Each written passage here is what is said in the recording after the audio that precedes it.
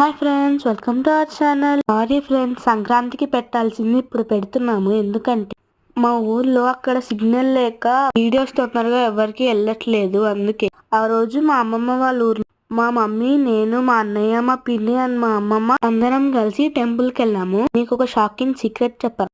మా పిన్నికి కూడా యూట్యూబ్ ఛానల్ ఉంది. ఈ శారీ కట్టుకున్నామేమో మా మమ్మీ, అక్కడ డ్రెస్ వేసుకున్నామేమో మా పిన్ని.